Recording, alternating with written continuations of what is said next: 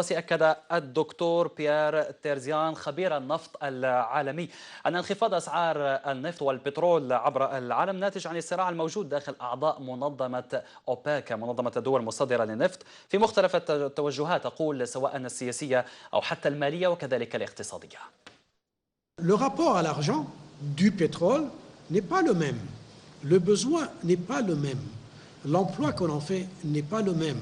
Et c'est bien ça qui est la contradiction la plus difficile à gérer au sein de l'OPEP, surtout si vous ajoutez à cela les problèmes géopolitiques, la signification du pétrole pour la sécurité de l'Arabie saoudite, le rôle de l'Arabie saoudite, etc.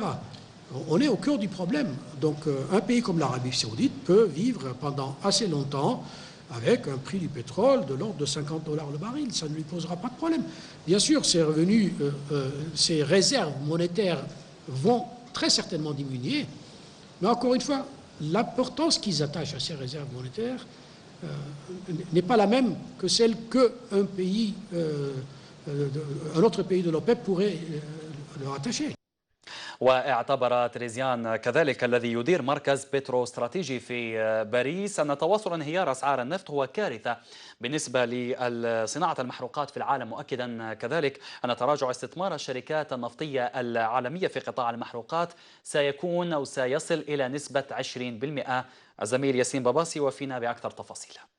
est actuellement de 15 à 20% de réduction des enfants. Alors, c'est plus important dans l'exploration, ça va jusqu'à 30%, parfois plus dans l'exploration, que dans le développement. Mais la moyenne est de cet ordre-là, 15-20%. À ce moment-là, vers une catastrophe. C'est-à-dire que dans quelques années, on manquerait tellement de pétrole, si jamais on continue de réduire les investissements ou on les maintient au niveau actuel avec des prix bas, à ce moment-là, ce serait l'explosion de prix que personne ne pourrait contrôler. Or, qu'est-ce qu'on remarque en Arabie saoudite? L'Arabie saoudite n'investit pas dans l'augmentation de ses capacités de production. Parce que si l'Arabie saoudite commence à investir dans l'augmentation de ses capacités de production, là, ça deviendrait très inquiétant. Ça veut dire à ce moment-là que l'Arabie saoudite se donne les moyens de peser, s'il le faut, à la baisse sur les prix à moyen terme et à long terme.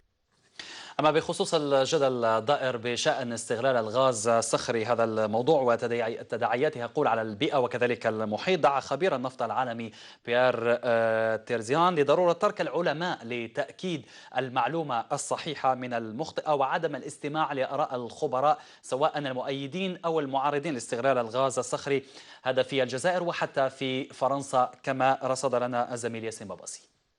Qui échappe à la rationalité, il vaut mieux se retirer parce que les mots prononcés, les avis qui sont donnés n'ont pratiquement aucune importance et aucun impact. Il faut attendre que les choses reviennent à la normale, que la rationalité reprenne ses droits et que la science retrouve sa parole pour parler entre gens qui se comprennent, qui s'entendent sur des choses concrètes. Et non pas des opinions qui peuvent être ce qu'elles sont, parce que les opinions sont par définition libres, mais c'est des opinions. La science, c'est autre chose. Donc voilà ce que je suis amené à vous dire, aussi bien pour l'Algérie que pour la France ou l'Europe, parce que le même débat, avec des formes différentes, existe aussi ailleurs.